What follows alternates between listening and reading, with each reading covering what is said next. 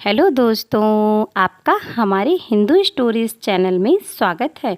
आज हम आपके लिए लेकर आए हैं पाप मोचनी एकादशी व्रत कथा। तो दोस्तों, आज रविवार यानी कि 15 मार्च 2026 को पाप मोचनी एकादशी व्रत है। यह एकादशी चैत्र मास के कृष्ण पक्ष में आती है और माना जाता है कि इसका व्रत करने से सभी जाने अनजाने में हुए पापों का नाश होता है। एकादशी से जुड़ी कुछ बातें भी हमें बताई जाती हैं, जैसे कि पाप मोचनी एकादशी व्रत रखने से मानसिक और शारीरिक शुद्धि होती है। इस दिन भगवान विष्णु की पूजा की जाती है और भगवान विष्णु की सभी मनोकामनाएं भगवान विष्णु पूर्ण करते हैं। और हमें शुभ मुहूर्त में व्रत का पारण करना चाहिए। तो दोस्तों, आइए बढ़ते हैं एकादशी व्रत की तरफ। आज हम एकादशी व्रत की कहानी को सुनते हैं। पाप मोचनी एकादशी व्रत कथा। प्राचीन समय में चित्ररथ नामक का एक रमणीक वन था।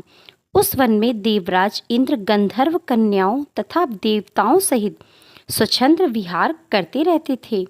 मेधावी नामक ऋषि भी उसी वन में तपस्या कर रहे थे। ऋषि शिव उपासक तथा अप्सराएं शिव द्रोहिणी व अनंग अनुचरी थीं। एक बार कामदेव ने मेधावी ऋषि का तप भंग करने के लिए उनके पास मंजुघोषा नामक अप्सरा को भेजा।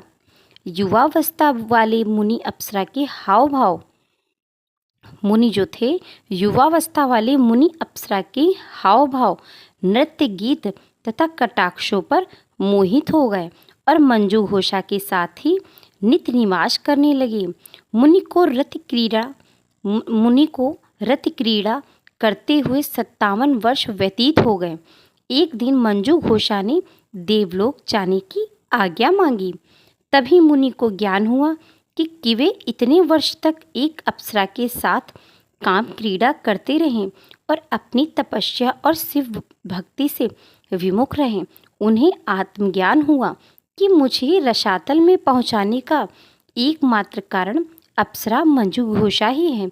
उन्होंने मंजू घोषा को पिशाचनी होने का श्राप दे दिया। मंजू घोषा ने कांपते हुए मुक्ति का उपाय पूछा। तब मुनि ने पाप मोचनी एकादशी व्रत रखने को कहा। वह मुक्ति का उपाय बताकर पिता च्वन के आश्रम में चले गए।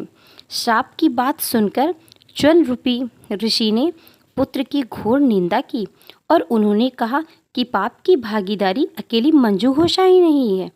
इस पाप की भागीदारी अकेली मंजू घोषा ही नहीं है, तुमने भी उसके साथ इतने वर्षों तक काम क्रीड़ा में रत रहे, तो तुम भी पाप में बराबर के भागीदार हो। इसलिए तुम भी चैत्र मास की पाप मोचनी एकादशी का व्रत रखो और तुम्हारी सभी साधनाएं भलीभूत होंगी। पिता की आज्ञा से मेधावी ऋषि ने इस एकादशी का व्रत रखा।